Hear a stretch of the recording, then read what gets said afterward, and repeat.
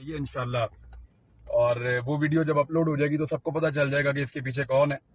میں اپنی بیل کے لیے اسلام آباد آ رہا تھا، اور یہ بالکل اسلام آباد کی جورسڈکشن ہے جہاں سے مجھے اریسٹ کیا جا رہا ہے، کیونکہ یہ ٹول پلازا یہاں سے شروع ہو جاتا ہے۔ اور اطہر بن اللہ صاحب نے ہمیں ایک بیل بھی گرانٹ کی ہوئی ہے، ہمیں انہوں نے بیل دی ہوئی ہے، تو ایسی صورتحال میں ہمیں گرفتار کرنا غلط ہے۔ بہرحال مجھے صبح انہی کی عدالت میں پیش ہونا تھا، اسلام آباد ہائی کورٹ میں جانا تھا، اور وہاں سے جا کے اپنی بیل حاصل کرنی تھی۔ تو اس سے فرق کوئی نہیں پڑتا، یہ مجھے اندر بند کر دیں، یہ مجھے جان سے مار دیں، یہ کچھ بھی کر دیں، اس سے کوئی فرق نہیں پڑتا۔ میرے خیال میں ہمیں اپنا کام کرنا چاہیے، اور جو صحافی باہر ہیں ان سب سے میری گزارش ہے، آواز اٹھائیں، بات کریں، اور اپنا کام کرتے رہیں۔ کام نہیں چھوڑنا آپ نے۔ دیکھیں میں جرات کے ساتھ گرفتاری دینے جا رہا ہوں، دیکھی جائے گی یار ایسی تیسی، یہ پیچھے پڑ گئے بلا وجہ بولنے ہی نہیں دے رہے۔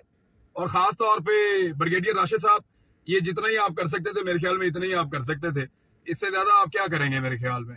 گاڑی آپ نے میری چھین لی، ہتھیار آپ نے میرے چھین لیے، 20 FIR میرے پہ کروا لی، یہ گرفتاری والا تجربہ کرنا ہے؟ لو یہ بھی کر کے دیکھو، میں جا رہا ہوں پھر کریں یار ایسا۔ Thank you very much. Pakistan میں یہ تماشا رہ گیا تھا، یہ بھی دیکھ لیں۔ بچے یہ فون میرا اپنے پاس رکھنا۔ السلام علیکم۔